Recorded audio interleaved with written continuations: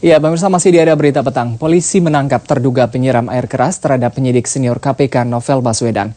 AL ditangkap polisi didasari dari foto yang diberikan oleh Novel kepada polisi. Namun polisi masih menggali keterangan dari pelaku dan belum menetapkannya sebagai tersangka. Teka-teki kasus penyiraman air keras terhadap penyidik senior KPK Novel Baswedan mulai terkuak. Polisi menangkap seorang pria berinisial AL.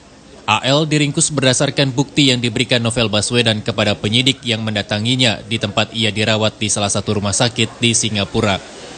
AL saat ini masih diperiksa intensif di Direktorat Kriminal Umum Polda Metro Jaya, namun statusnya masih sebagai terduga dan belum ditetapkan sebagai tersangka. Polisi mengakui informasi yang diberikan pelaku masih sangat minim. Ini kan sudah 1x24 jam. Jadi tentunya yang bersangkutan ini sedang kita cek alibinya dengan tim, ya. Kita tidak menahan, ya, tapi kita tetap akan membawa dia alibi-alibi itu yang dia sampaikan.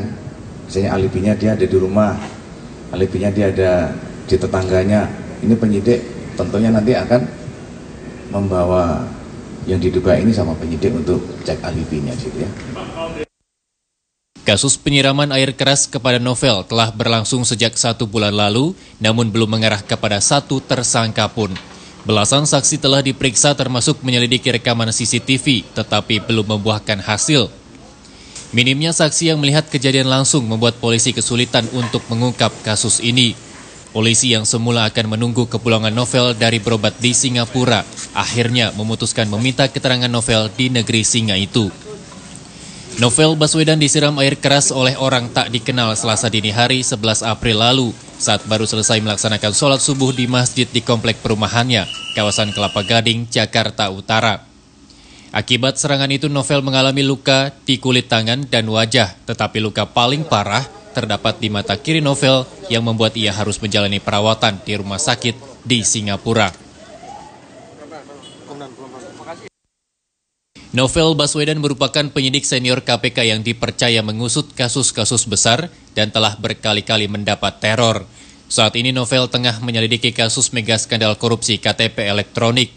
Proyek EKTP senilai 5,6 triliun rupiah itu sebesar 2,3 triliun rupiah diduga kuat dibagi-bagikan kepada anggota DPR periode 2009-2014 dan pejabat di Kemendagri saat itu.